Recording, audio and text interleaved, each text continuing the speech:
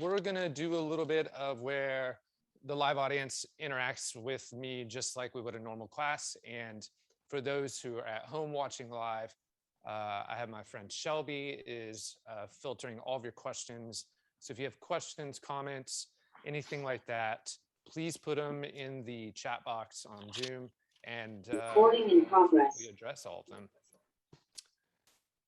Tonight, I want to talk about the razor. And the razor, right now, obviously, some of the most popular haircuts are going to be razor cut, right? We're seeing a lot of shags, a lot of fringe. We're seeing bobs, pixies. Everything is razored. Everything is kind of really Recording in progress. out. I just told her to overnight the hair for 6 bucks. So if she wants to do that, she can send me another 60. We have people who are, yeah. For anybody who's online, please mute your microphones so that we're making sure everybody can hear everything. So with the razor, what we're seeing a lot of is a lot of haircuts that are being taught. So we're seeing a razor shag being taught, and we're seeing the bob or the French girl bob or however you want to, whatever you want to call it, being taught.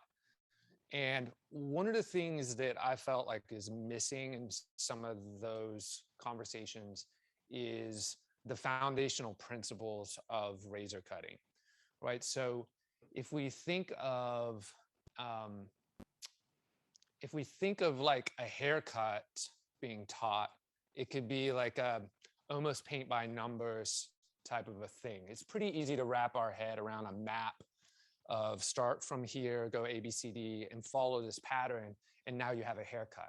And the beauty of that is it's really useful because you can take that tomorrow and apply it to your clients. And so there's a lot of value in that. I don't want to take away or downplay that value. The downside of that is that if you're in there with a razor following the ABCs or the pattern of that haircut without a foundational understanding of how that razor influences the hair based on texture, density, how you hold the razor, then what you're going to start to see is you're going to yield different results throughout all of these different haircuts, and you're not really sure why, right? Because you're following the map, but there's a lot of nuances to that. So when we think about a pair of scissors, right, this is actually, it's a really simple machine, but this is kind of a machine, right? It opens and closes. And outside of maybe some sliding, pointing, whatever, there's not a lot of nuance into opening and closing this, right? I mean, it's closed and it's open. If we could slide cut, we could point cut, we could do a couple of things, but when we get into a razor, like there's so much nuance into how I hold this, the tension that I push it through, the speed at which I do it, the depth of which I do it, and all of these little things. And those are some of the things that I think get lost in the following of a particular haircut. Now, tonight, I wanted to try and not bore you with too much technicality and go too deep, because the reality is if you're learning this as a new skill, you need to get in there and F up some hair a little bit and figure it out, right? And I also wanted to create some value for you to take home immediately, which would be, we're going to work on a shag today, which is a really popular haircut. And so you're going to get that mapping of that haircut and understand how to take that and apply it tomorrow to a client, even if you have limited use of a razor. But we're also going to dig a little deeper into what the razor is doing and why we choose to use it and when and et cetera. And I want to also field any questions that you might have related specifically to those things. Does that make sense? Yeah. Okay.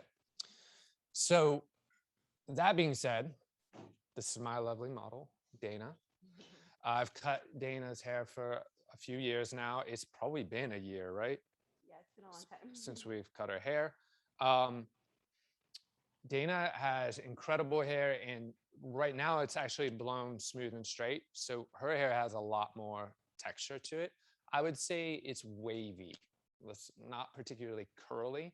So wavy, this is like, I'm gonna be real honest, this is like I set myself up for the perfect texture for this haircut, Okay, so just full transparency, she has incredible texture.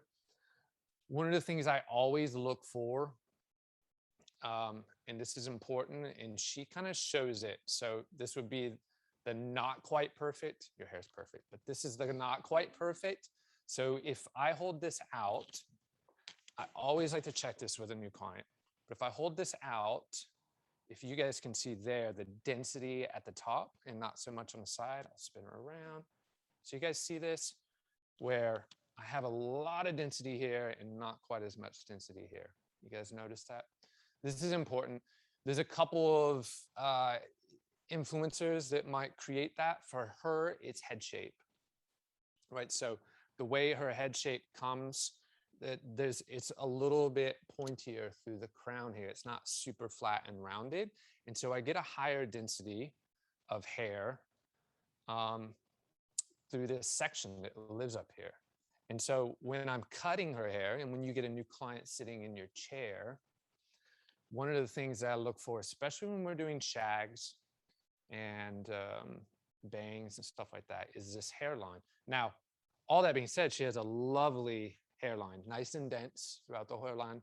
Some people, you might find that their head slopes real heavily here and their hairline drops, and then they actually, it's not that they have a receding hairline, but their hairline recesses a little bit right here. You know what I'm talking about.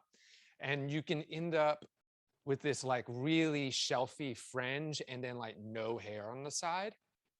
So that's something to take into consideration when we do this, is looking at hairline density and then just overall density of the hair. On her panels on the side in front of the ear, she's going to be a lot more dense through the top, less through the sides, right?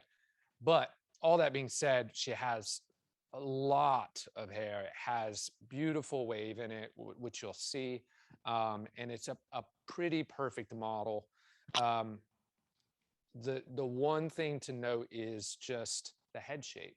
And this is really important when we start talking about how we're going to carve all this hair around her face away. We need to understand what hairlines look like and head shapes look like. Cool. So I'm going to let her get washed. Lovely assistant Audrey is going to get her washed, and then we will talk a little bit about some foundations of the razor. Tonight, I'm going to use okay. So tonight, I'm going to use a straight blade razor. Everybody asks, where do you get this razor? They don't make this razor anymore. I'm sorry. There's a standard black feather razor. It's the feather plie. It's P-L-I-E-R. Some people say plier. It's the feather plie razor, straight blades. They come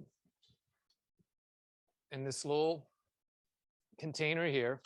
And this is kind of like the gold standard of razor cutting. You don't need a fancy one. The black one's like 99 bucks, I think.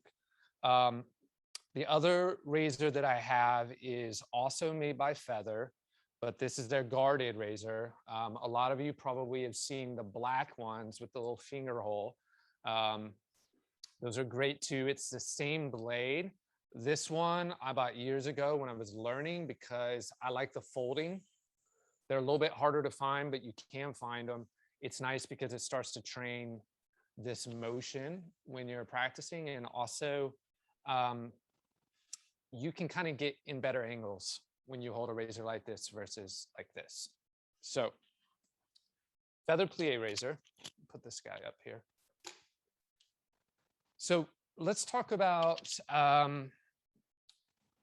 the difference, a little bit of the difference between razor cutting and scissor cutting. So the main objective, or the main principles of hair cutting still apply with a razor, right? So when we layer hair, it removes weight. When we elevate or over direct, the same thing happens to hair. Lines are lines. All the principles that you know when it comes to cutting with a scissor is going to be the same. one of the things that doesn't change, and I've had people argue with me on this, but I'm pretty confident that I'm accurate on this: tension. So when we're cutting hair with scissors, we can change tension. We can ease our tension. The best example would be if we're cutting a one length bob and we need to accommodate for the ear, we can give it a little tap and we can ease into the tension, and that makes up for that little gap so it doesn't jump on us, right? With razor cutting, we can't have a variable of tension. So there needs to be a significant amount of tension on the hair, the section that we're working on, for the blade to work through the hair. And what you'll notice when you're learning, creating this level of tension, especially in that gap between your knuckles, can be quite difficult. And what ends up happening is as we razor through the hair, we get to that spot and the hair doesn't cut. And then we end up kind of shredding it a little bit.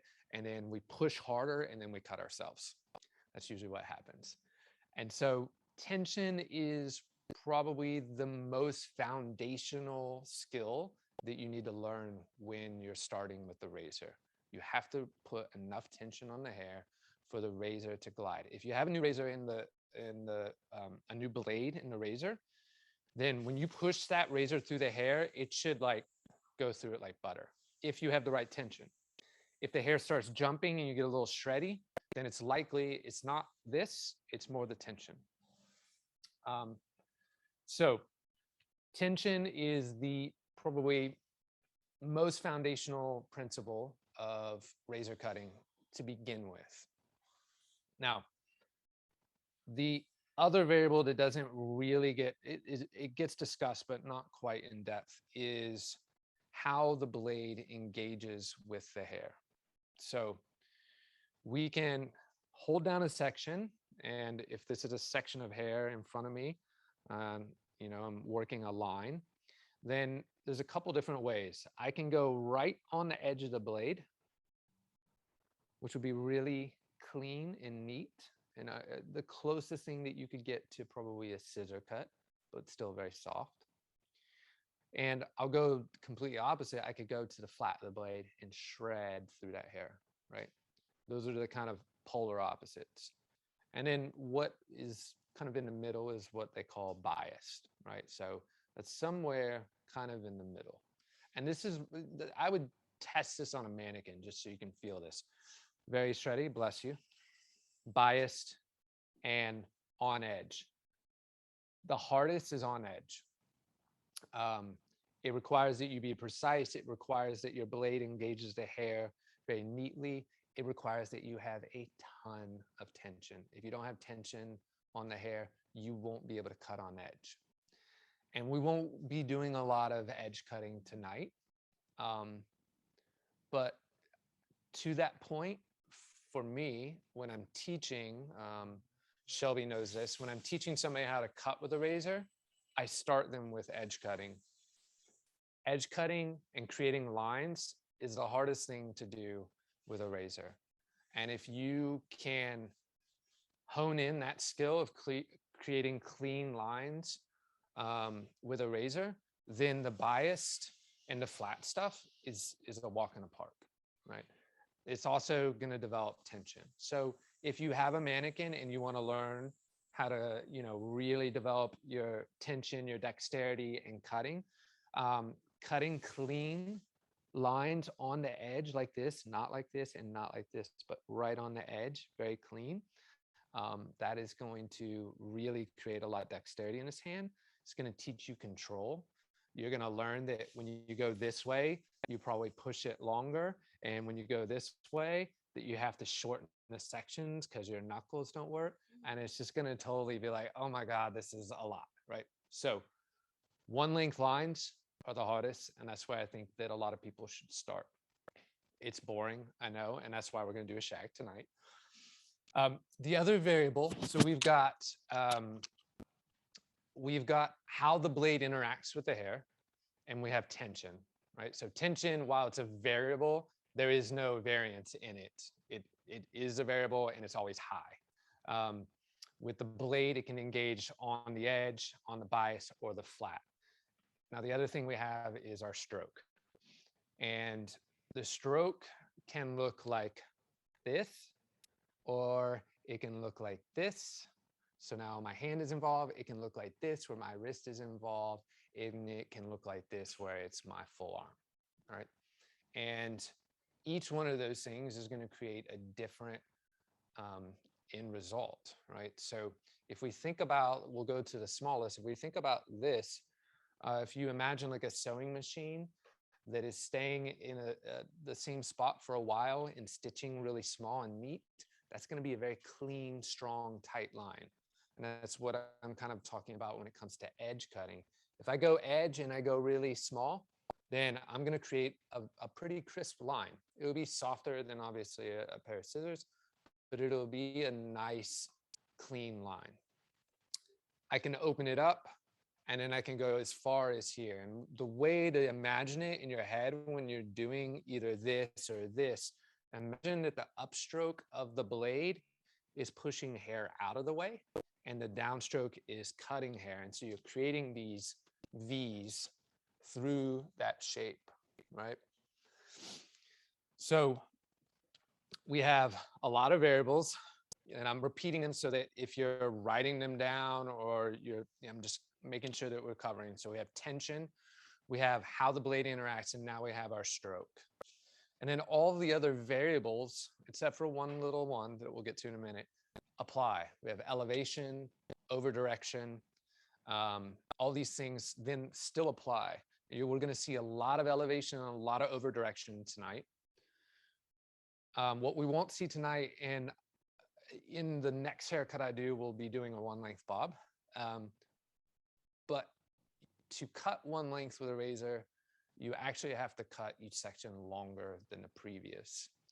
So that's the only like kind of weird variable that we don't talk much about in razor cutting, is if you're trying to cut a one length line, you actually have to cut, pull the section down, drop the guide to where you visibly see the guide, and then cut. If you cut to your guide every time with a razor, you will create graduation every single time. And the bigger the stroke is while you're cutting at your line, the more graduation you'll cut. You can actually cut a graduated bob without any elevation with a razor. If you just go to the same section and you open that blade or that stroke up while you're cutting, you are going to create a graduated bob, which is actually really cool. But if that's not what you're intending and you wanted a one length and then you have this nice little graduated bob, it's not a nice surprise. So questions so far? You guys follow me on all this? Okay. Anybody at home, any questions yet? No, okay. Any initial concerns or questions or problems that you guys have had jumping into razor cutting thus far in your work? Not all at once. No? Okay.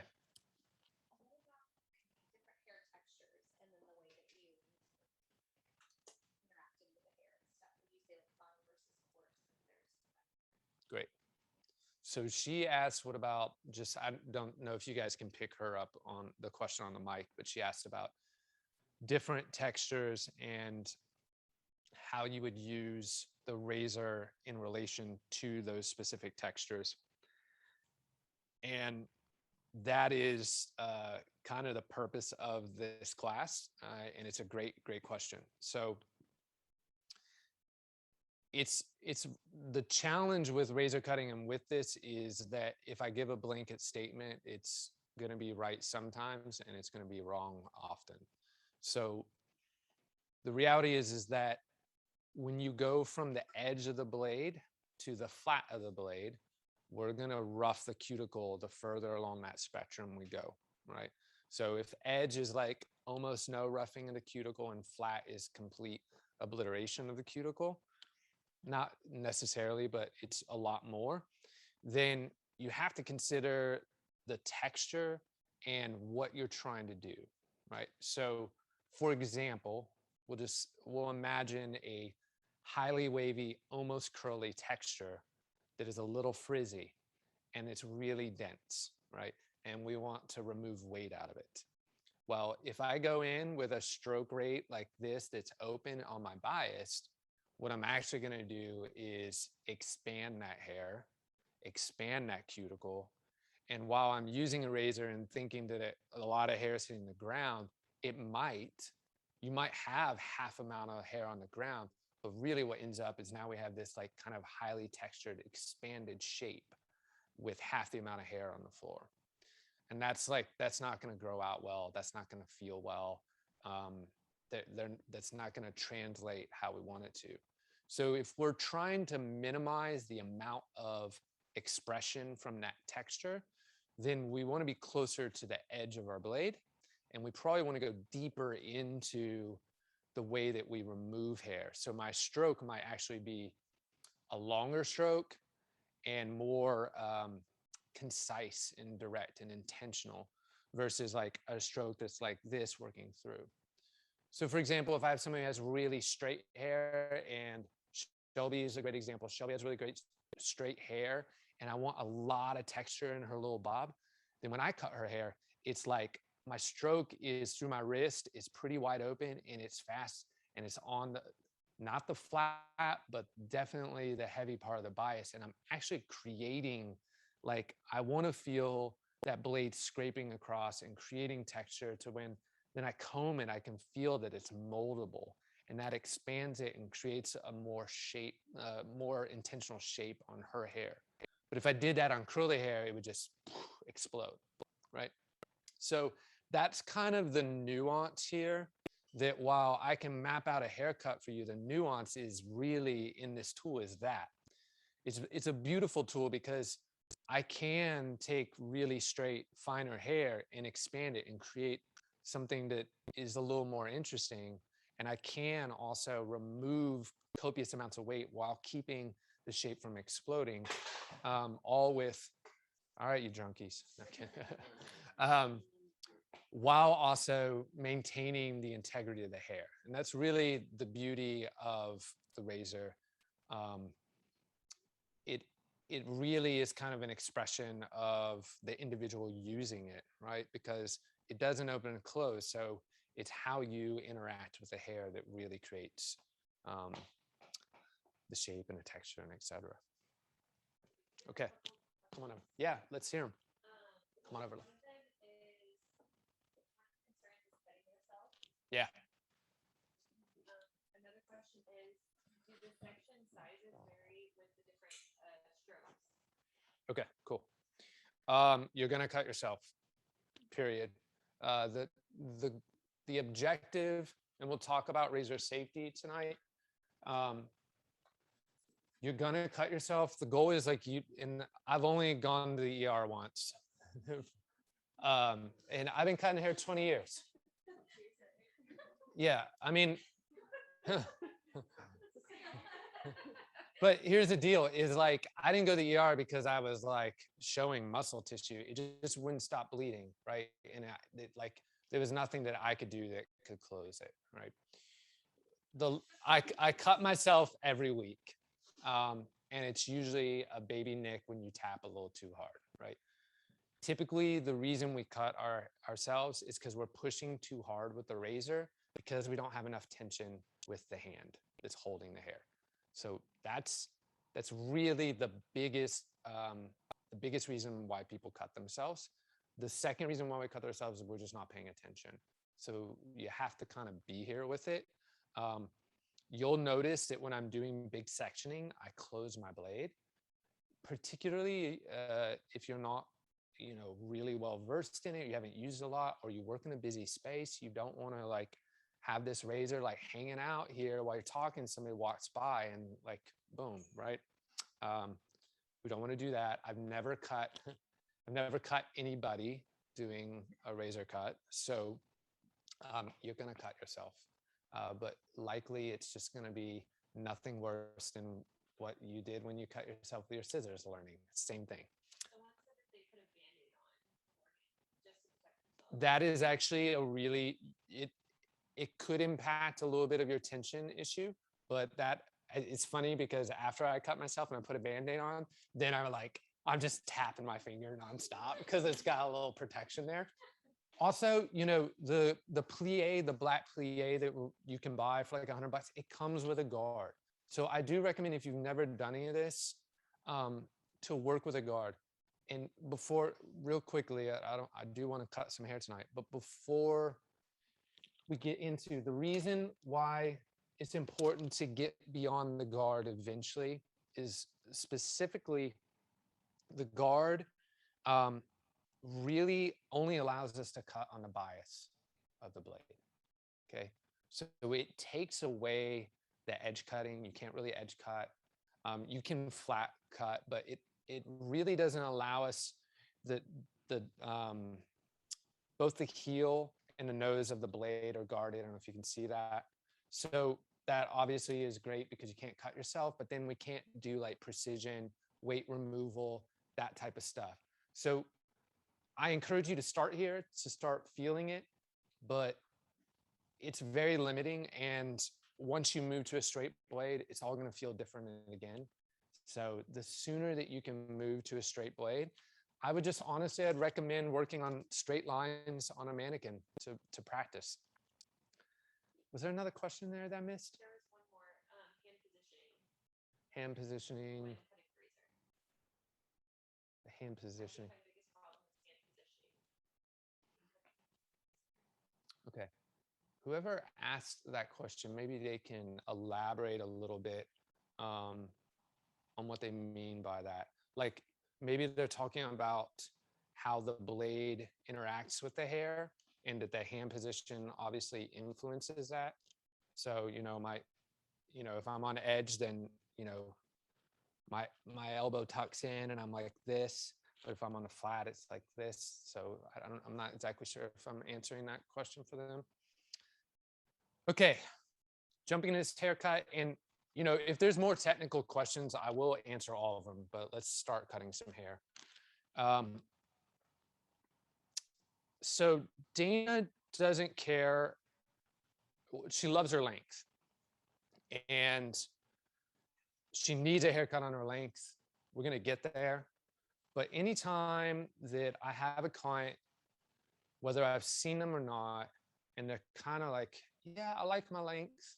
I just, you know, I want a change. There's significantly more impact in a haircut. Well, let me put it this way. This is how I talk to my clients. There's two major variables in layman's terms when it comes to a haircut. We have the visible length, and people who work with me have probably heard me say this a million times. We have this visible length that we can change, has a lot of impact. And then we have what lives inside of that length: bangs, layers, weight, etc. These are really the only two. So if a client comes in and is like, I don't want my layers any shorter and I don't want any length off, and you're like, oh, really, that's all I got, right? Those are only two options I have. So these are the two main variables that we shift. And on Dana, we're gonna get to trimming these ends, but our big shift is gonna be here, internally. And we're gonna do that with bangs and layers and all that good stuff.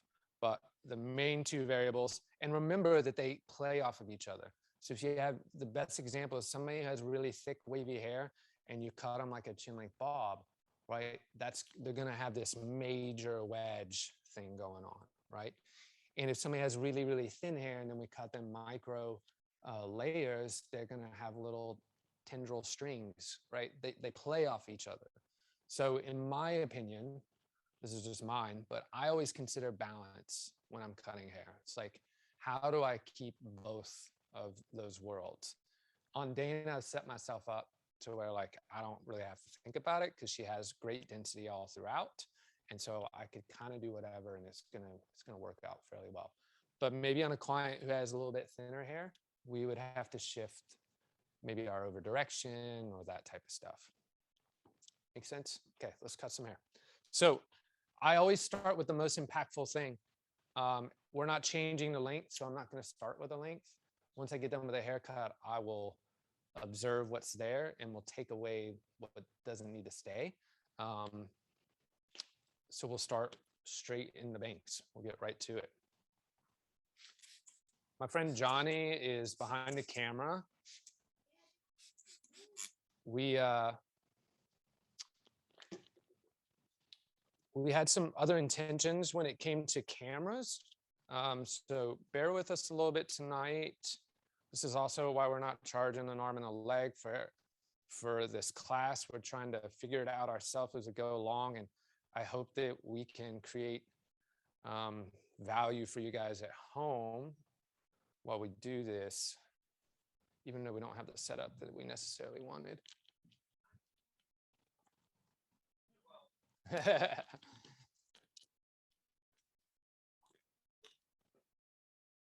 Okay, so I'm gonna move her around a little bit for you.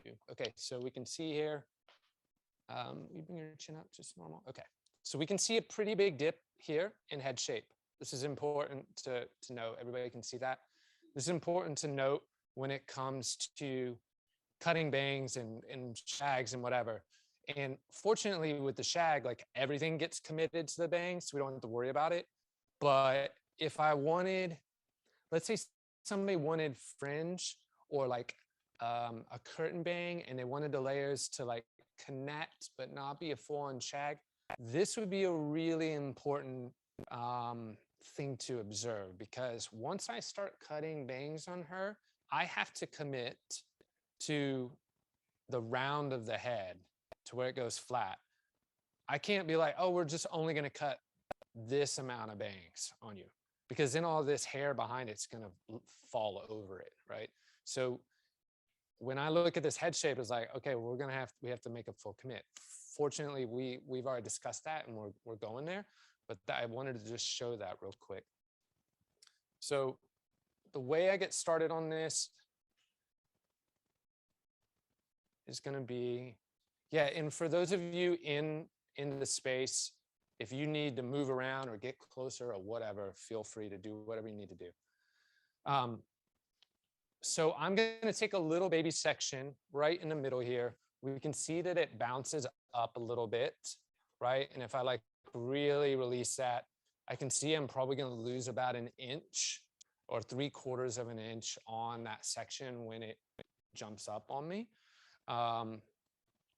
So I need to take that into consideration, because remember when we talked earlier that tension has to be high always.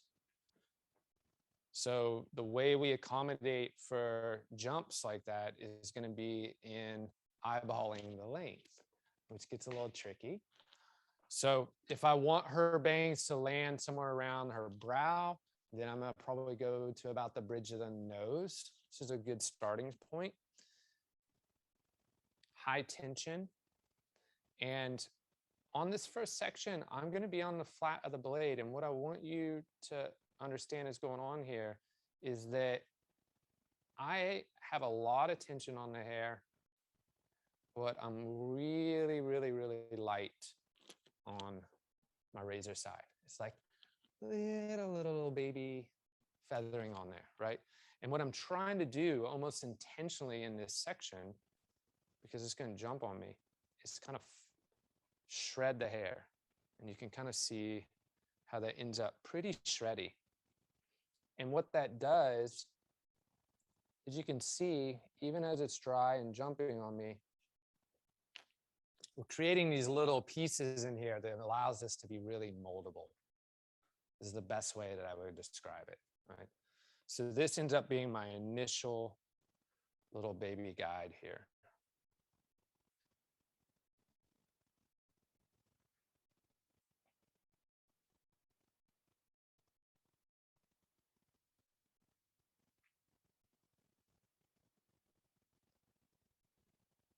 So now I'm just expanding this triangle, and I'm going to do the same thing, lots of tension. And I want you to note that, like, as I work through that, look how long it takes me to get through that section with that razor. It's because my pressure of my blade is really, really light. I could cut that in 2 strokes and it'd be totally gone, right? But in this first little triangle, I'm trying to create something that feels a little bit more moldable. And I'm trying to remove the play that I get out of these little cowlicks and jumps. And I do that by that tension. I'm using the flat of the blade. I'm creating a lot of little different bits in here that help me to kind of, you know, persuade that section into doing what I want it to do. So again, I'm just kind of working off of what would be, I'm going to keep trying to go to this side, Johnny, for the most part to help you out here. I'm going to have to jump over to that side eventually. Again, lots of tension with my left hand. I'm on the flat to biased of the blade. And it's taken me quite a while to move through that hair.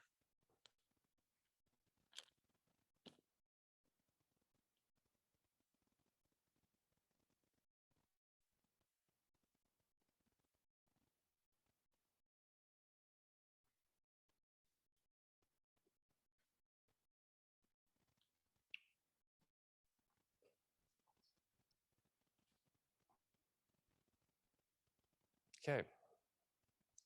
Now, this is where it gets a little bit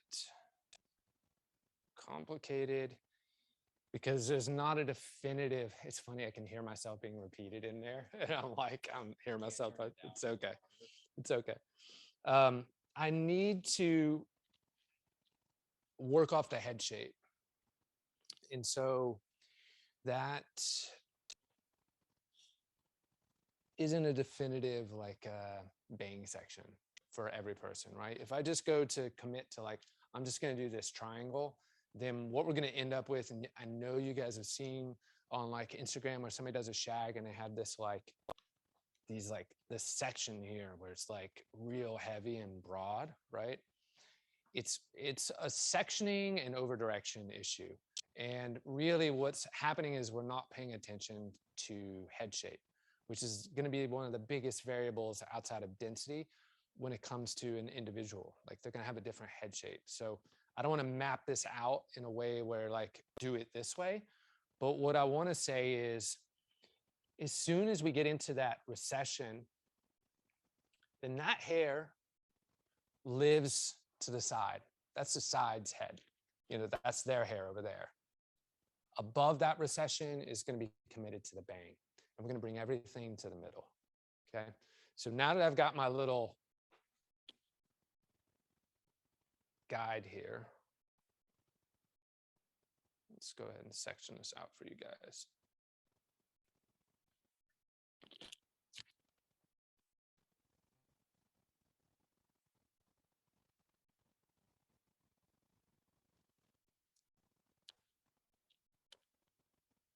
So I'm going to drop this very first section. We did the little baby bang guide. My first section is going to be from about the top of that, maybe a little bit more shallow of where her head flattens out at the top, down to almost the ear, not quite. And one of the things to do when you're working through this haircut is to check the density of your section. This is going to help you make sure it's balanced before you cut. So if this side is a lot thicker and longer, your section might be straight, but maybe their head shape or their ear is different or something. You want to make sure that this is balanced before you start cutting. It's kind of like to make sure you're on pace. Otherwise, if you get something off in the haircut, then you don't know how to get back to it if your sections are way off. So make sure that section is balanced.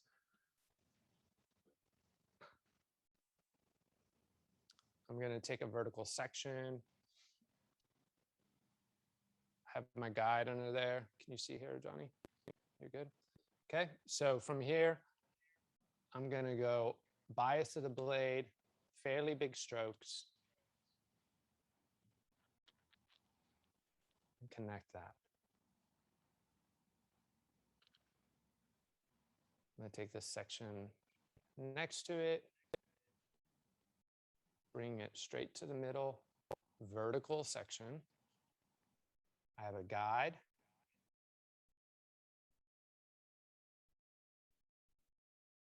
And I'm gonna work through this pretty, like my actual hand movement. I'm gonna try and move it slow so you guys are seeing. This haircut can go pretty quick and then it's like, oh, it's over. Vertical, over directing to the middle. I'm still inside the recession. Nice, longer stroke on the bias of the blade. Now, if her hair had a lot more texture in it, I might be a little bit more on edge so that I don't rough the cuticle up. Got a little baby hair in the middle that's a little long. I'm just gonna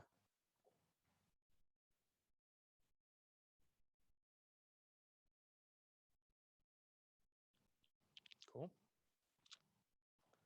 This is probably a little bit more.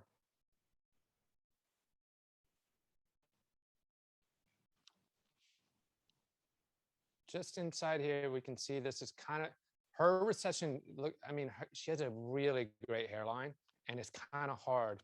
You can see like right about here is where the hair wants to start falling to the side. So that is hair that I don't want to include in this part of the haircut. We'll just call this the bangs, even though these bangs are going to continue all the way back. So again, over direction to the middle, a nice deep stroke on the bias of the blade. And you can see, can you see that contrast? I don't know if you need the, yeah. So you can see this open close in there, which is layering it. And if you remember earlier when we looked at the density of her hair, on top, it was quite thick. You guys remember that? And so on the top, I want to make sure that I'm really kind of opening that up. And on the sides, that I'm being a little bit neater to create a balance for the two, right? So if I open up the sides in the same way that I do the top, then I'm gonna make those sides really ultra skinny. And we want this to be a shag and be intentionally skinny, but we wanna be mindful of the fact that there's less density on these sides here than there is on the top, because you'll get a little shelfy if you're unaware of that. Right. Same thing on this side. Over directed center. Nice open stroke.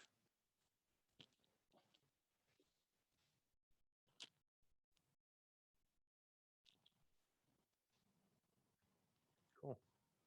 Okay, so this very first section is what I consider to be like the most important. It kind of dictates the rest of the haircut. So we want to be sure that it's kind of in the wheelhouse of what we want. On her, if you guys take a look, if you want to kind of get straight on her, we have this softer framing right now. And what we can do later, I don't want to determine right now, but we can determine, I always like to leave this, but we can determine if we need to open this corner up here a little bit. You know, you need to see a little more cheekbone, or if we want to leave that longer. That's at kind of at the end, we can adjust that. What we want to just make sure is that length is kind of in a ballpark and the balance so far is good. And now we're going to integrate these sides. So this is the trickiest part, I think, of the whole haircut. Once we get kind of beyond this, it all starts to move pretty quick. So we have this bang that's kind of sweeping out to the sides, whether we square it off or not. And then we have this side panel. And what often happens is people cut these bangs and they have nowhere to live. They cut this pretty short. And then we end up with like this kind of round thing here. And it's like really poofy out on the edges. What we need to do is create a space for this to live. And if you stay right there, Johnny, I can show. If this is her bang, I want a place for that to live. I need to create a little pocket for it, right? If I connect this, basically what I'm doing is creating a bowl cut, a really short bowl cut that's living underneath layers, right? So we have to be somewhat aggressive in this section, and it's pretty scary if you haven't done it, to really commit to this. But mind you, we've already talked about it. We know that she wants a shag. She's shown me all the photos. I've already done this on her. So, and she's had this haircut a couple times. Can I hand this to you? Yeah. Great, thanks. So we have the bangs that live above parietal. And then we have this section right next to it. So what I like to do is I comb out, I see my bangs drop. This is where basically my bangs live lengthwise. I'm gonna go way deep and carve a section that gives them the space to live into, right? So bangs, I'm going in. Big, big section there.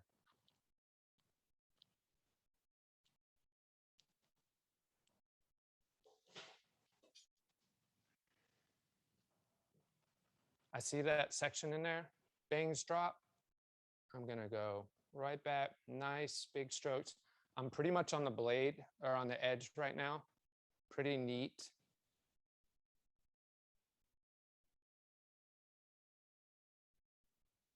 Okay, so what we end up with is a bang that has somewhere to live.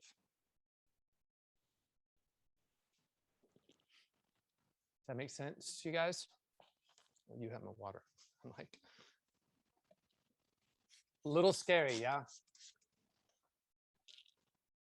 you pulling that side handle straight out or elevating it? Great question. This first one, and that's going to be, I don't want to, oh, you're right here. That's going to be a little bit almost universally on the first section. If we want those little bits with the fringe, it's going to come straight off the head shape, right? Now, you'll see as I transition to next, there's going to be a little more elevation and a slight bit of disconnection. If you have really fine hair, then you might elevate more. So the variables that we'll use to keep hair are going to be elevation. We're going to keep stronger lines at the bottom as we elevate more and more, and over direction, right? The beautiful thing is with the razor, as you'll see in the next couple of sections, is we can also go really quickly from very short to really long. And that'll play into these first couple of sections here.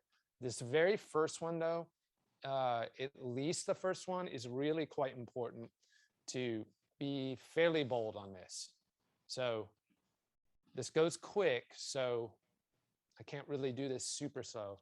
Bangs, drop out. I'm gonna go quite deep, at least halfway through.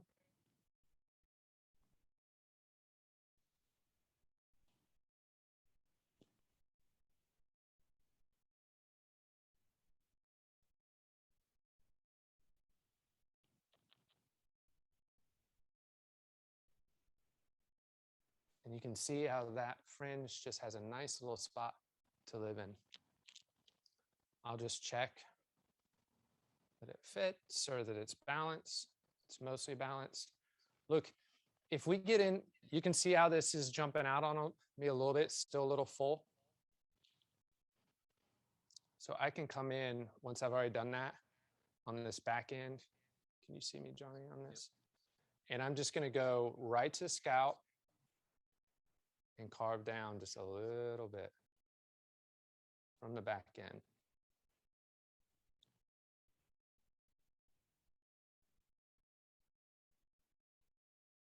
A little bit more.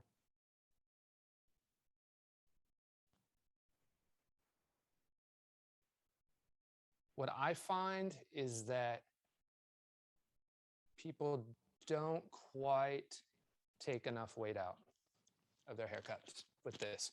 And it's scary because I know when I was learning the razor, I would get done with a cut and thought that I just cut the absolute hell out of that hair. And then I would dry it and be like, I gotta work through this whole haircut dry now and take a bunch more weight out. Yeah, so someone asked, like, how do you keep from those short pieces popping up? Great question. So when I'm working at removing weight at that level, I'm not elevating at all. I'm literally peeling the hair right off of the head shape and cutting right, I mean, fairly close to the scalp and straight out. And I'm not this, it's like very intentional. Think of it like a key. You're gonna put the razor in the hair, turn it ever so slightly and pull out. That is gonna remove that weight really cleanly. And when we're trying to remove weight in these little pockets here neatly, we're not elevating the hair and doing it this way and that way. We're pulling it right off the head shape and just, and that'll prevent it from jumping out on you. You doing all right down there? Yeah. Okay, so that's kind of our first section. I always like, even when I'm in a salon, I mean, I'm not in a mirror right now, but I want to double check and make sure that this all matches. I actually am looking at it and I want those bits to be a touch shorter. I like the depth in which I cut them out. So you can see how much weight and depth has been taken out of there, but I'm gonna take them just a little bit shorter.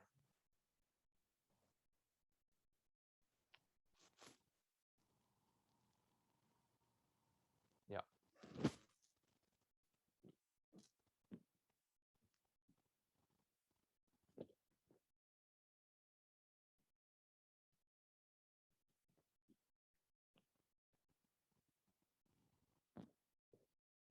You can razor on dry hair. I don't recommend it if you haven't been doing it a long time.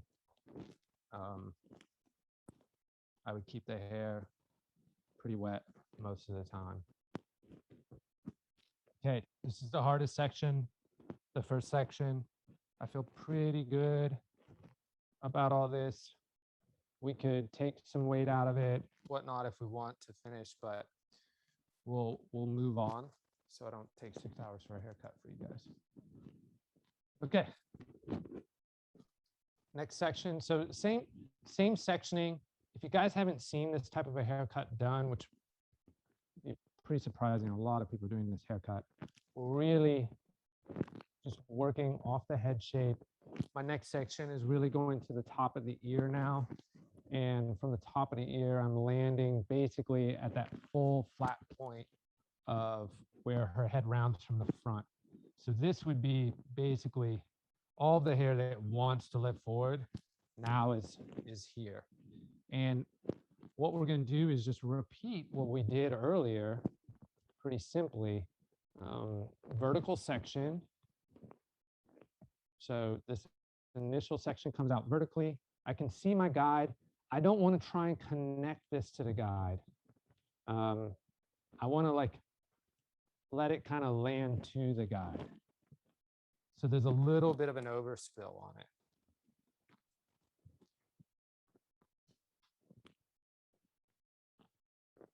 Vertical section. Okay. Vertical section here. I've over directed to the center. I can see my guide living in there. I don't want to try and like fully connect it, but loosely.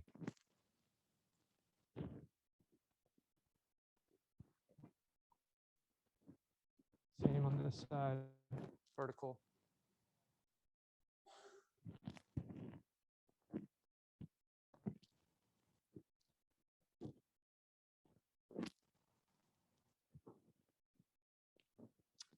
So I'm letting the guy drop out, and because it's a great question. She asked if I'm cutting with, how did you ask it? So Juan asked if I'm cutting onto my guide or past it.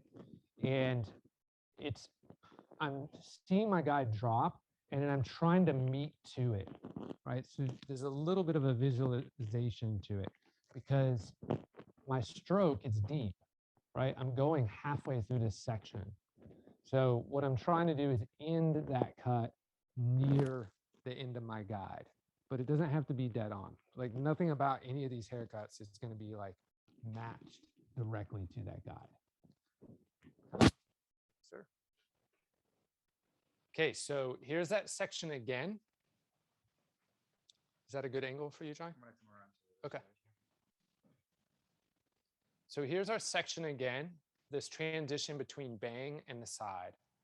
And we're gonna go pretty deep in this pocket again, because we're still, remember, we're still in front of the ear. We have a lot of hair to go. So in front of the ear, I'm gonna go pretty deep, at least halfway through. Pretty big strokes here. Let that drop. Now, I think of it like bang, this little pocket, and now the side. This is where the side will change a little bit. So I'm gonna elevate ever so slightly here.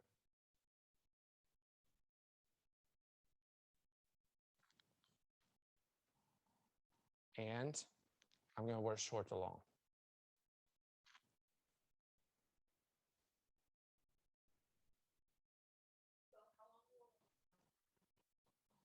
For the rest of the week. I'll send it out tomorrow and it'll be here for the rest of the week.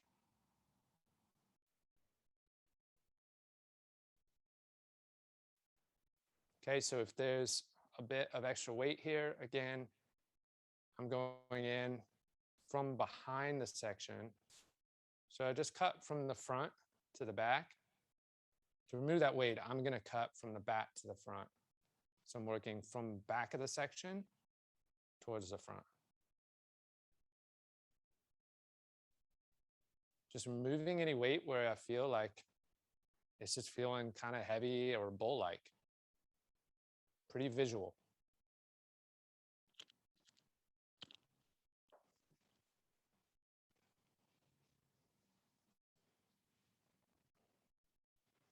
Same thing over here.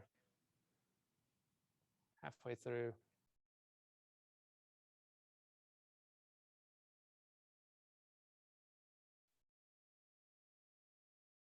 And this section is getting elevated.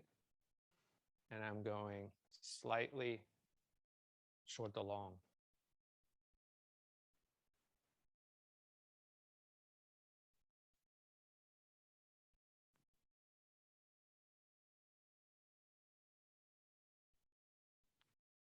And I'm just checking because I don't have a mirror.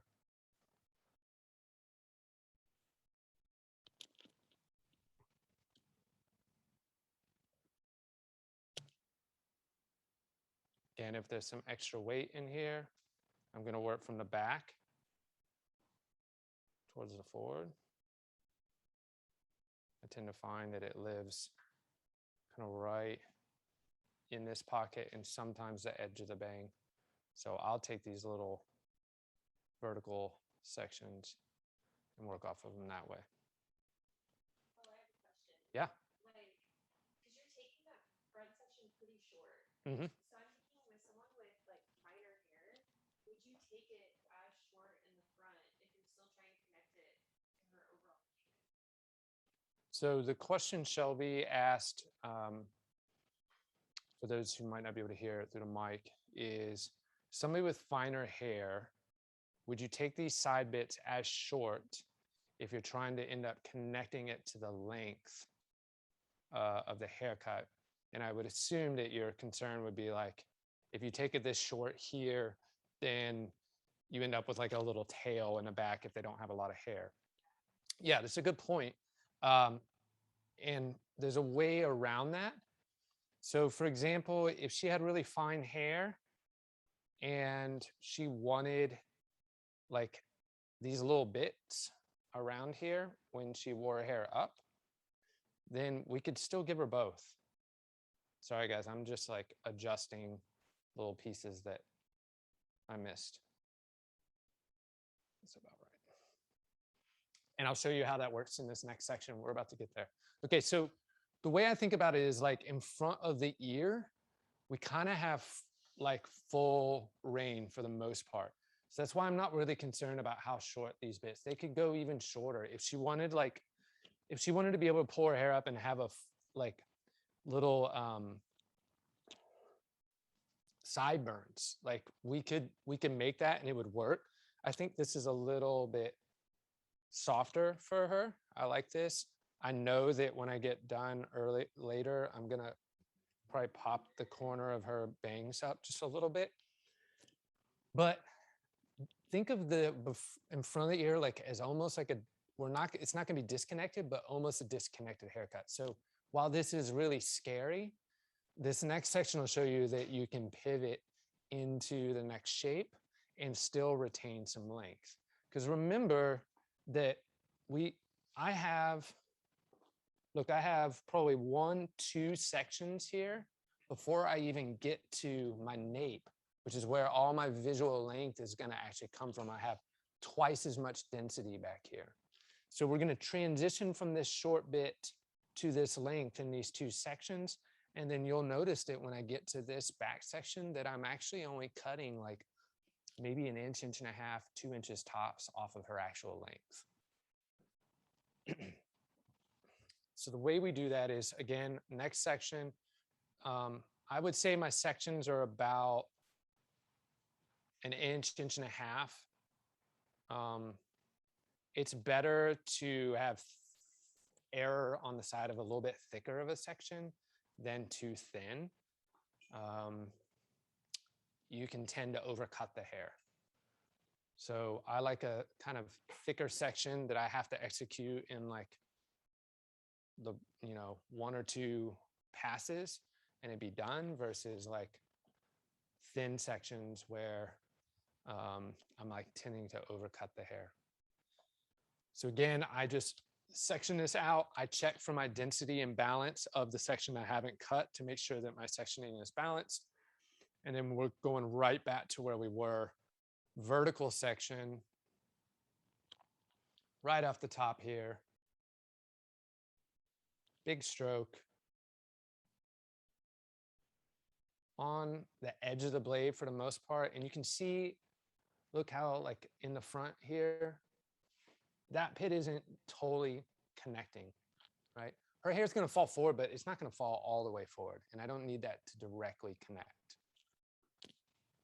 What I don't wanna do is cut all of this here, like this. That's where I'm gonna get that shelf and that wide kind of brim weight that splits out. I wanna over direct it and be vertical here.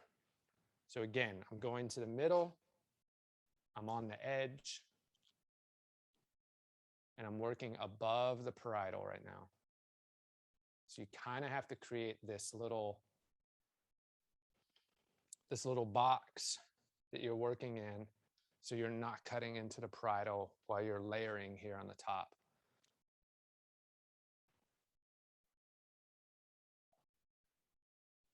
I'll just do this side since you're over here. Okay, here we are in our little transition spot again. We're still gonna go deep in, but not as deep.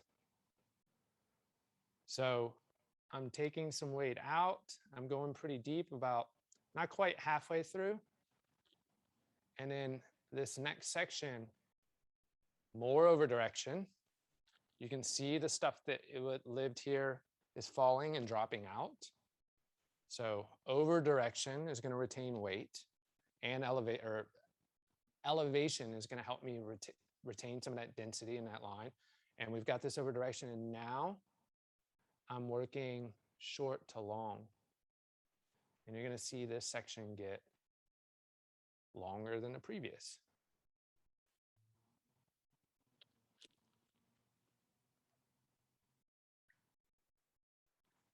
You see that, how much of a transition that goes? And so we have this little bit underneath here, but now this kind of seamlessly connects. I'll show you guys over here. Seamlessly connects there. And we're able to do that because obviously we're using a razor that allows us to go from really short to really long in a pretty smooth way. So in deep in this little pocket, as I come to the side of the head, I'm elevating up and I'm working short to long. Now, working short to long means that as I'm cutting, notice how my hand is sliding down the hair That's working short to long. A little bit of a skill set there that you'll have to practice. But that's how we're able to get from these deep short pieces to these longer pieces and connect this and make sense of it all.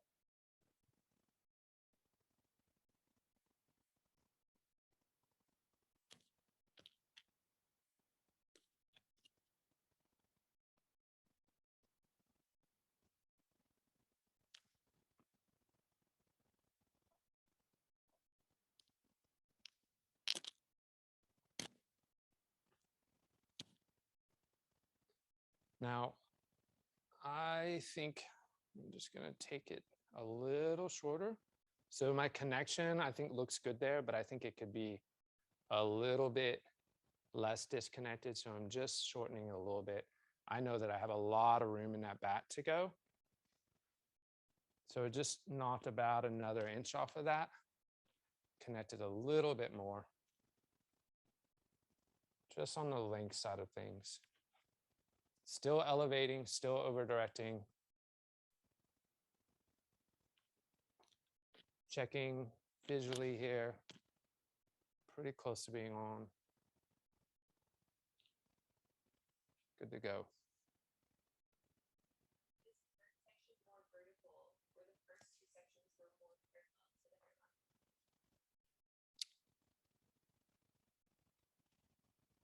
All the sections are the same. So the sectioning is going to be vertical.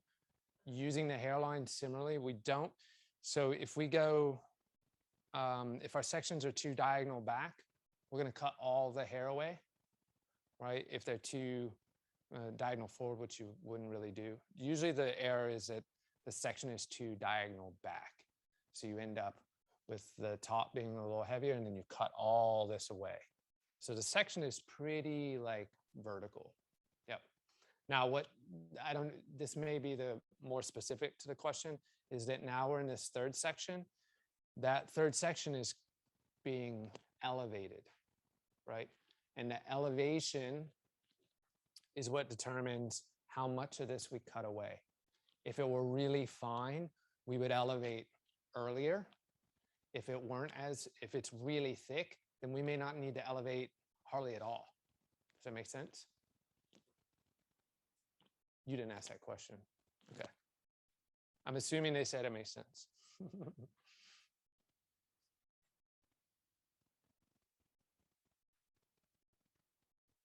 I know it seems like we took a long time in that first couple of sections. I would have been done probably completely with this haircut by now. But really, that's really the most important thing, because everything that we're doing now is really just duplicating that.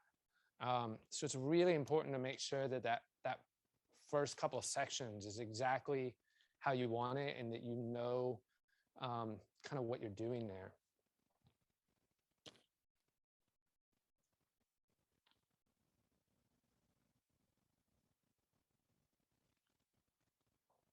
Okay, so you can see right now, Johnny's showing that this is the last section before we drop into the back here. So for those who are looking, so this next section will end up dropping, will be the last section before we kind of drop into the length of the hair.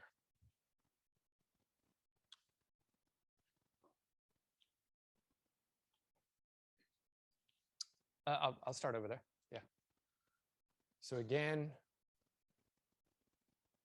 just taking a vertical section, over directing anything on the top is going vertical and it's going back to the middle. And I've got a nice, clean, pretty long stroke on that top.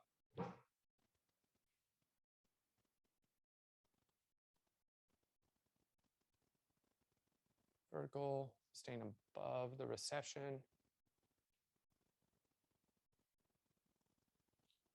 These are pretty chunky pieces. She's got a lot of hair up there. I want to make sure that it's nicely layered out. Now we're into this little pocket. The pocket, we're not going quite as deep anymore. but we are going shorter than the length. And you can see I am elevating now, and I'm working short to long.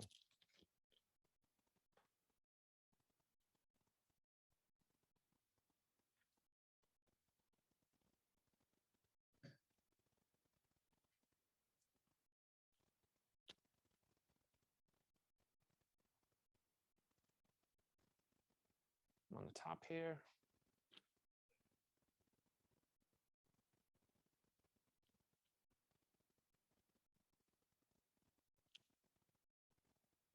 And then my little pocket.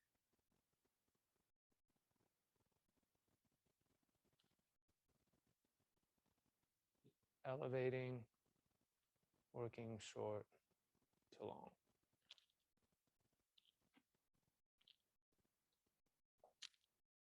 It's really important.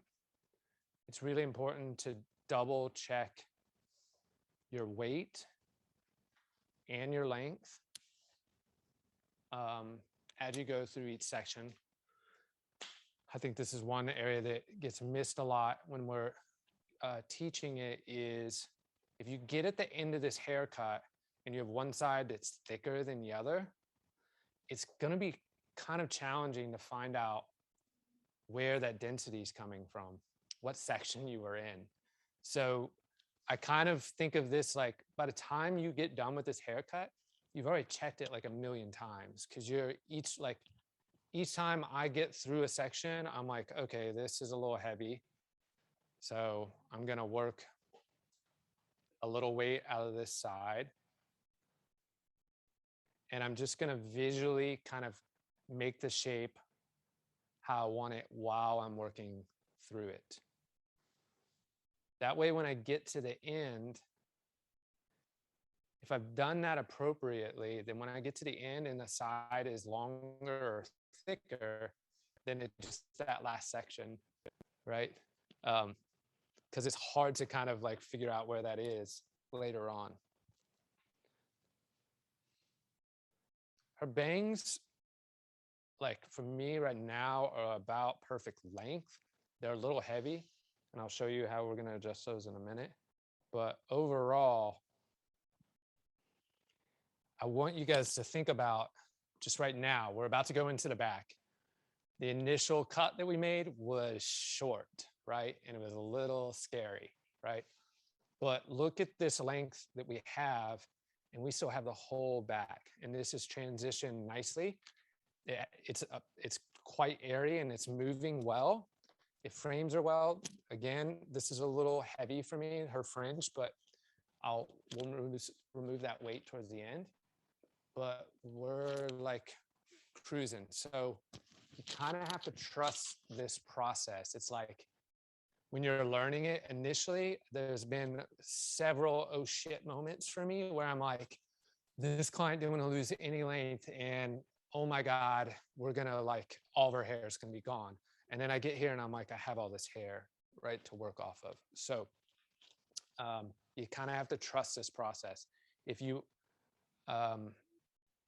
want to err on the cautious side, just elevate more. Just elevate more in your sections.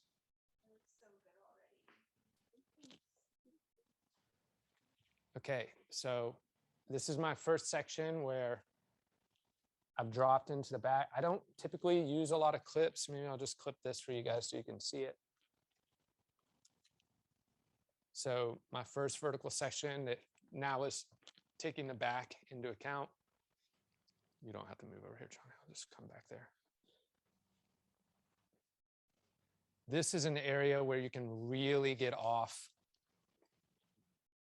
on your density, where you've taken one side too heavy. So again, that's why I'm checking the section that I'm about to cut to make sure we have equal amounts of density and hair living in that section.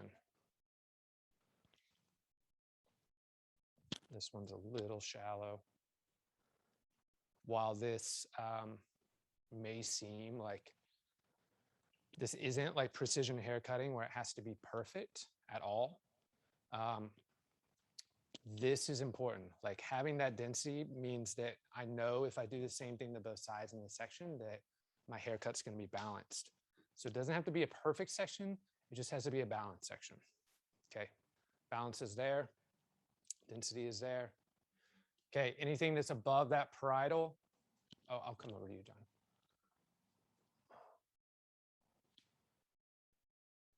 Again, if I'm above the parietal, which I am, this is the top / bang / layers, however you want to talk about it. Nice big stroke. And because the head rounds back here quite a bit, this becomes more of the side a little bit quicker. And now we're not really in this pocket anymore, but I always go a little bit shorter to longer in this section. So I can see my guide I can feel and see. Part of learning with the razor is feeling that guide. So I feel that guide drop out, I see it. I'm gonna go shorter and then look elevating. I can feel and see my guide drop out, longer. Elevating, I can feel and see my guide drop out. Nice big strokes. And then again, elevating, I can feel and see my guide drop out.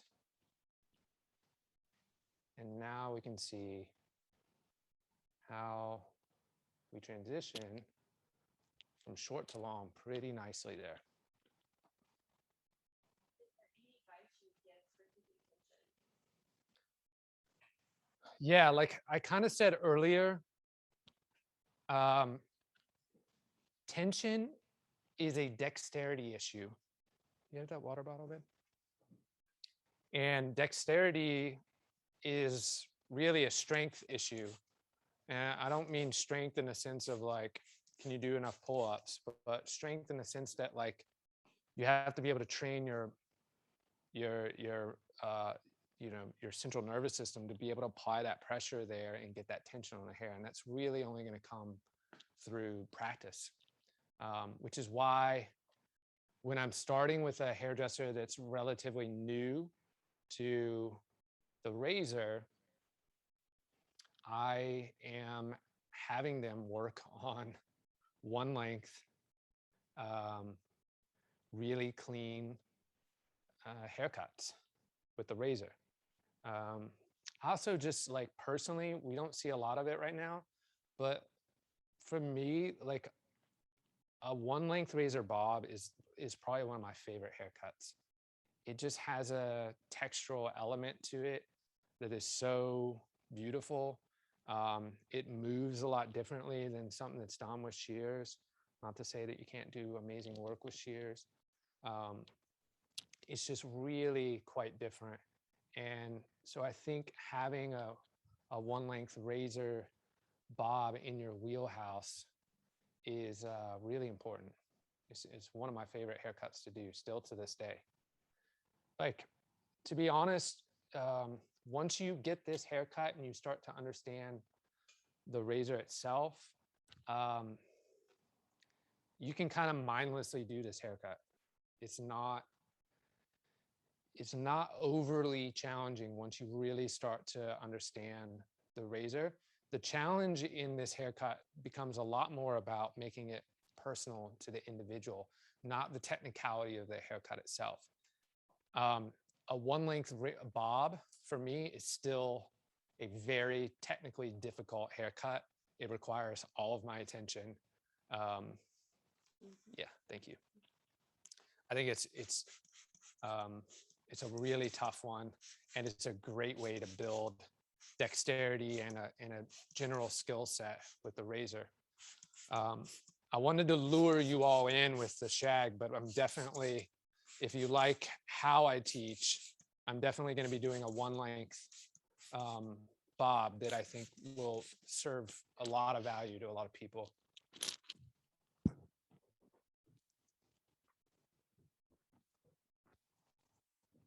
Okay, we're almost there, guys. So I think I'm just gonna, we have a pretty big section back here, but a lot of this gets over directed. So I'm gonna just split it down the middle, and we're just gonna take all this hair forward.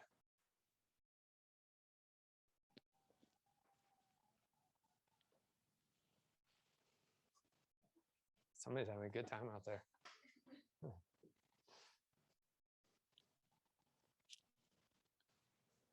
Today's a Monday, right? The bars aren't even open. Those are good drugs.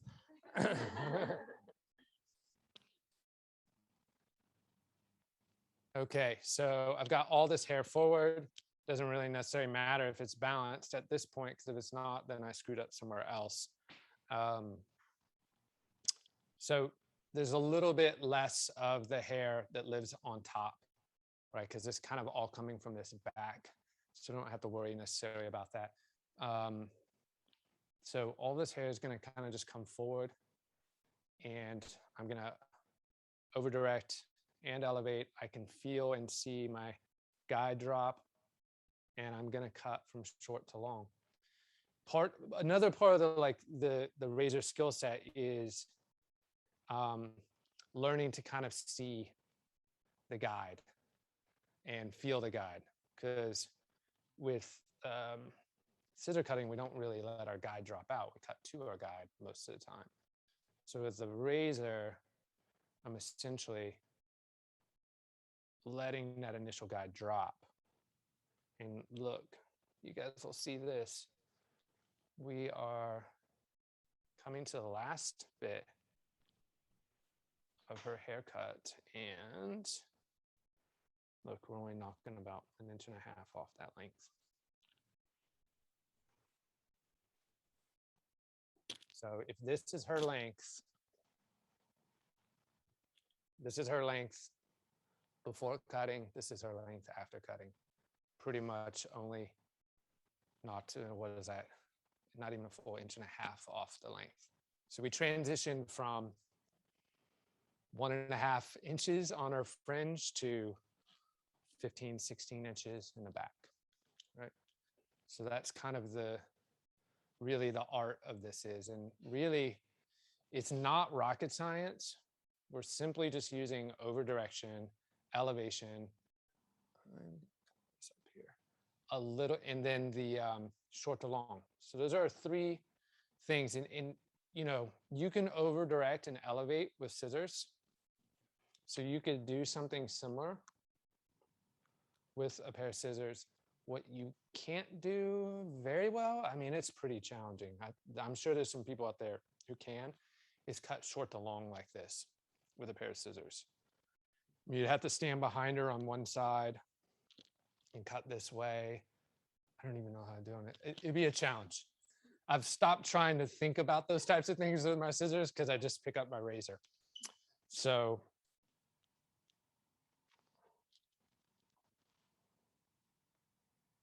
a little bit long here.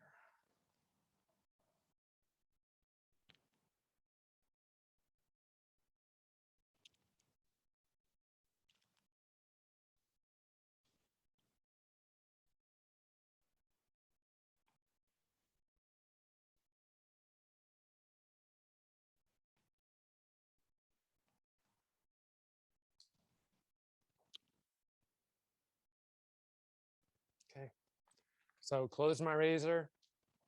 At this point, just want to kind of shake all this out. Kind of take a little bit inventory of what's going on.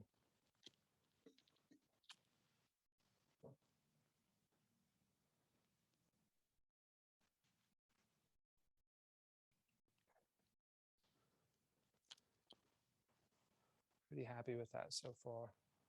So we've got, yeah, it's great. So we've got 2 quick things that we've got to do. We're going to address the length, but before that, what we've done, you can keep right there, but what we've done is we've taken all this hair and pulled it into this plane and cut it, which pushes all this hair back, right? And what we haven't addressed is when we do that, it leaves a good amount of density back here. And the way that we can address this density is by layering it. We can layer it. We can also carve some weight out. I don't think I'll need to carve anything out, but we'll see. The way that we layer this, that'll be a good angle, Johnny, is this is a little bit challenging. So let's just say hypothetically you're a little bit newer to this. I'm going to do both versions for you so you can see it. The first version would be that I'm going to just simply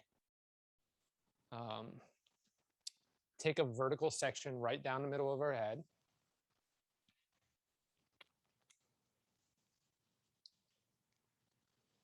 If you haven't worked with a razor much, or even if you have worked with a razor a bit and you haven't cut like this is a challenge, not just in the ability to cut this way, but just managing the hair. I find that managing, like look at me right now, I have to have my razor open and I'm having to manage this big section of length. This will honestly be like the starting point of a really big challenge for a lot of people, is just managing the section while you, because once you get this, you can't like, oh, let me open my razor. Like it can be a challenge. So right here, if you guys look, as I hold this up, I can see all that hair and how it goes short to long. And this is quite dense, right? And that's where all that weight is living in the back. And so if I want to layer this with a razor, then I'm gonna do this much more like I would with scissors. I'm gonna pick a line and I'm gonna cut straight through this. Now this requires a tremendous amount of tension, even more so than the other stuff. And even so I'm gonna take a bit of weight. I'm carving a little bit of weight out first. I'm gonna comb that out first. And then I'm gonna cut a line. So I have to invert and cut through that way. And the way that you're going to do that is simply, you're going to bring your elbow up and roll it under, and you're going to cut from short to long this way. Pretty challenging if you haven't done it before. And really, it's not challenging in the sense that like that's anything crazy. It's really just the tension that'll get you, because what'll end up happening is you'll be doing that and the hair will just be your razor will bounce off of your off the hair, and that's really because of the tension, not because the razor is dull or anything like that. So I will do this myself. Like if I have a client who has like wavier or higher texture hair, and I've done all the things that we've done already, and I'm going to layer this crown. If their hair like bounces off their head a lot, and I know I'm not going to be able to get the tension that I want in this crown, I'll grab my shears too. It's not like if you pick up your shears all of a sudden that it's not, you know, appropriate. So same thing, I'm just going to go vertical, pull this up, and I'm over directing to the middle. Now I can do a couple things here. This is how I typically cut with a razor or cut with shears when I am doing razor work. So I'll find the section where I want it, and then I'm just going to cut from in to out like this. And this is about as close to mimicking my razor as possible. So I'm cutting from in to out. And if I want to remove some of that weight the same way, I'm just going to carve a couple of sections out here. Look, same thing. Removing that weight very similarly. Not the same, but similarly. You're not going to end up with like all this flowy texture and then blunt lines. It's gonna get really close. And this is a nice way to like, you know, I've been there where you're like, man, this is a lot of hair, has a lot of bounce to it. There's no way I'm going to be able to get all that up there and, you know, make it look, and I'm going to not look professional doing it, and I'm not going to feel confident doing it. Just like grab your shears, man, and like finish it out with the shears. It's totally okay. I would say that more than 60% of my haircuts are a combination of me using my razor and my shears.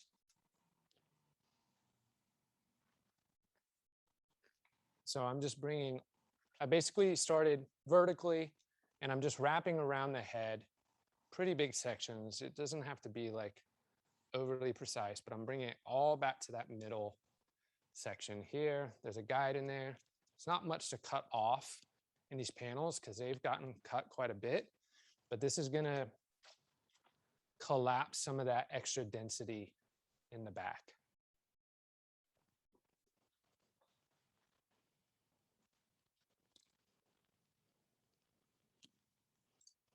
Okay, I haven't addressed the length yet, but I am going to address these bangs while we're here and while I have my shears.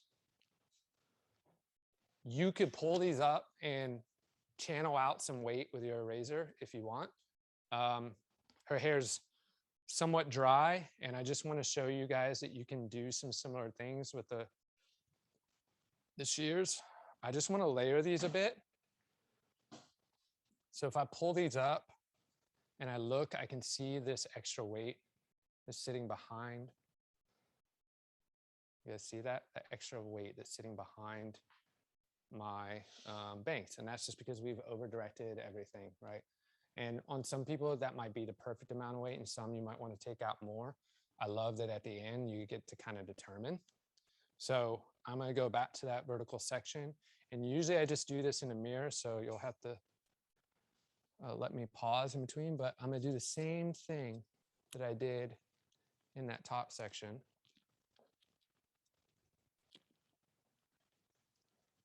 And I'm just going to pull this up. I'm still over directing to the middle like I did with my razor. I don't want to come in here and start creating a whole new shape.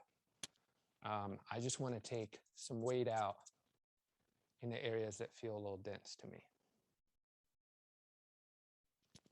And that you guys can probably see front facing on, but that makes a pretty tremendous difference real quickly in that weight of the fringe there. It was like 3 quick sections, like 3 quick channel outs done. Okay.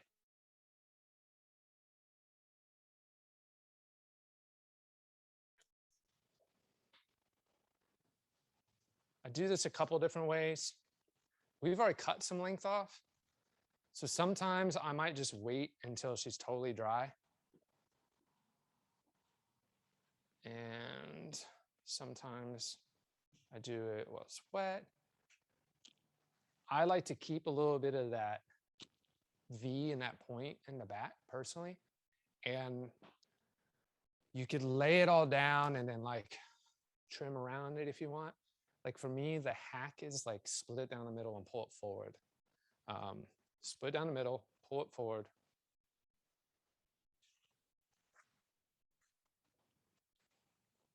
And I should see what needs to be groomed here. And I just kind of work on these ends.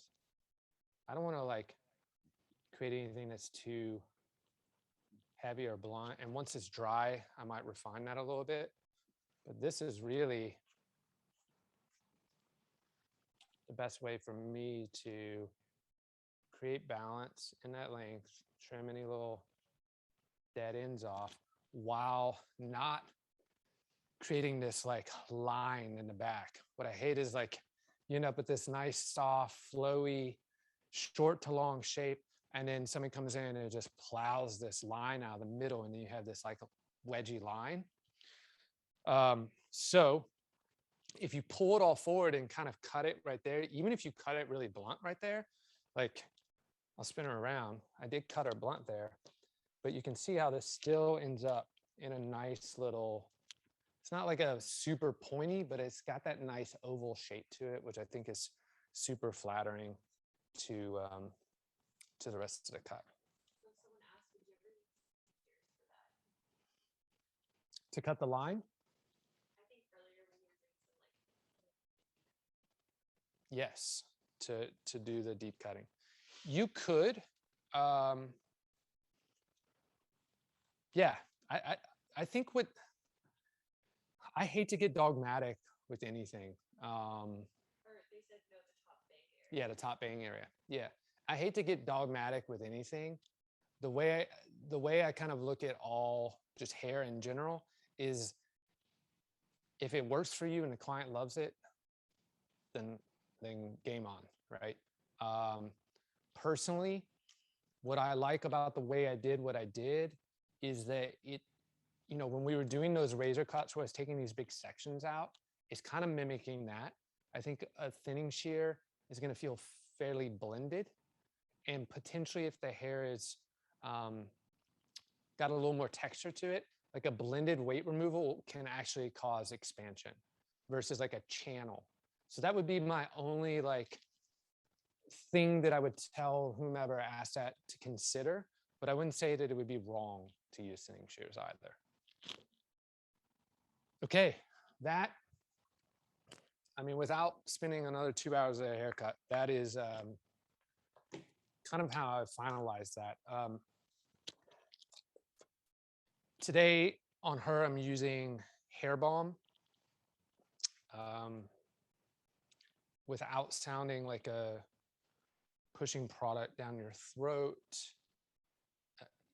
Using a razor for the past decade or so, New Wash and Hair Balm specifically have been so effective in helping my clients maintain their look. So the way I think about like the way hair styling, hairdressing has evolved is 10 years ago, it was about styling the hair. Now it's really about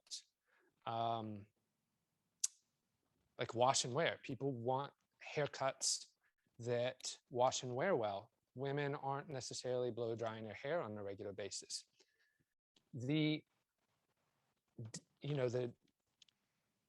What they have to exchange for a lack of styling. So if you're not going to blow dry your hair, and this is how I speak to my clients, it's like, okay, if you don't want to do anything in your hair, that's great. I'll give you a haircut to where you don't have to do anything in your hair. But what you have to do is use product. Like you can't give somebody a wash and wear haircut where we just razor their hair out and create a bunch of texture and be like, no, just wash and wear. You don't need product. You don't need to take care of it. It's like, okay, well, I'll eliminate all the styling BS you got to deal with, but you got to use the right product.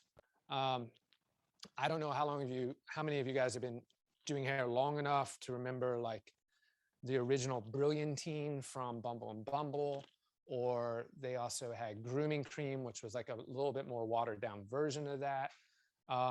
These were emollient based products that really changed, what we could do with hair. And hair balm is kind of the next level of that, ultra nourishing. And this is really, you can already see, like all I've done is put hair balm in her hair and you can see the separation and the curls pop. And this will just feel like basically the best version of her hair is how I describe hair balm. Add a little more water just to help it disperse. And look guys, I don't even need to dry this. I don't even really need to diffuse it. I can put that balm in, and this is kind of how I like to work with my clients, is show them that I'm not doing anything crazy or fancy.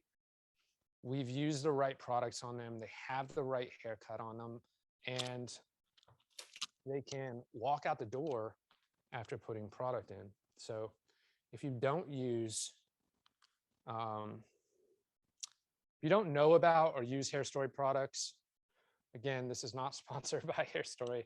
I highly recommend checking them out. You can go to my Instagram or my website and get a free bottle of New Wash to try without any like harassment or obligations. Other product lines I really love are Reverie. My friend Garrett out in California has a beautiful line that he works with, but hair balm, I mean, kind of speaks for itself there. I will diffuse it real quickly so you guys can see a little bit more of a finished look.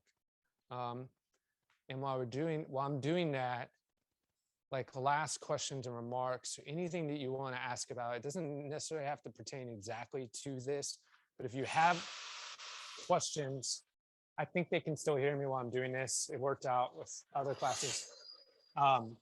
Please put those in the comment boxes right now. You guys have questions? No? Okay.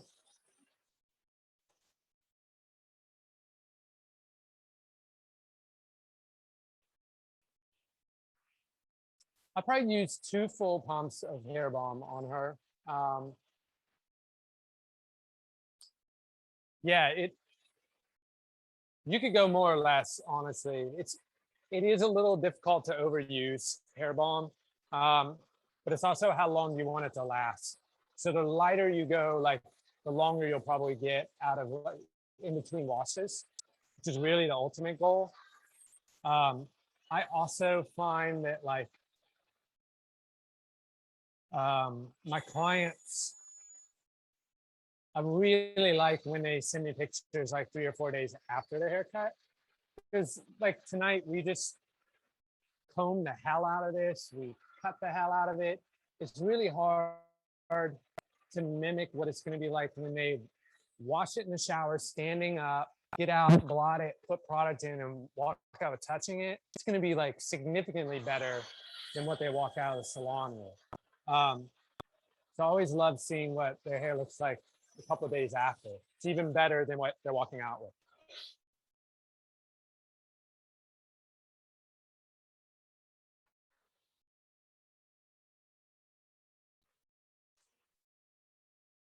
Yeah. Yeah. So Rebecca asked what I would do if this hair was straight. First of all, it depends on like, is it straight and fine? Is it straight and fine and blonde? That is like, that's a real challenge. If it's straight, fine, and blonde and they want to shag. Be honest, if somebody comes in, they have straight hair, it's very fine and it's blonde. I'm going to give them a shag with a pair of scissors on dry hair. Straight, fine, blonde hair for me is almost exclusively a dry cut. Almost 100% of the time. And I've kind of mimicked and created ways that I can duplicate this shape with a pair of scissors. What you have to really think about is like, is the balance. So if somebody has really, really fine hair, it's likely that they don't have much hair on this side. So rather than over directing and layering out, it's likely that you just need to carve the visual of a shag in, but there's not enough hair to actually need to layer it out in a way, right? Whereas her hair, we needed to actually layer it all out. With somebody with half her hair, we might just need to create the bangs, connect the pieces to the bangs, layer it softly, and they would have something that is a shag, but they still have hair. And so that's why I don't exclusively say that I cut with a razor. I think that, you know, you could use a razor to cut really fine, straight blonde hair and make it work. Wow, this is really popping. But really, if we go back to our variables earlier, we have a few things that we can use to help control our density and how much hair we're cutting and how much texture we're putting in the hair. And that is our elevation. So if they have thinner hair, I'm going to elevate more and I'm going to do it sooner. If they have really thin hair, it's likely that my strokes aren't going to be these big deep ones that I did. They're going to be neater and cleaner, right? Because that's going to create more density in the hair. So those are going to be the variables that I'll play with based upon the density. Tonight we got, I mean, if you could see all the hair on the floor, tonight we got to really show you what going kind of 100% looks like. And then you could dial it way back based upon different textures. So tonight we got to like really go deep in our weight removal, really deep in the stroke that we did. We did some flat blade on the perimeter area to create control. We did some edge blade to make sure that we didn't really rough up the cuticle. You can see that her hair still has nice polish and the curls are popping. Even though we've combed it and added heat to it with the diffuser, it's still playing pretty nicely for us. So yeah, that looks great. I'm pretty stoked on that. Any questions that I need to address from inside? Okay. All right. Well, for those who joined live, thanks for hanging out. There'll be a recording that you'll be able to review for the next week. It'll go out sometime tomorrow once I get that edited down and sent out. And for all of you guys that came in and hung out a little bit longer than you probably anticipated, appreciate it. Thanks, guys. You can hit end.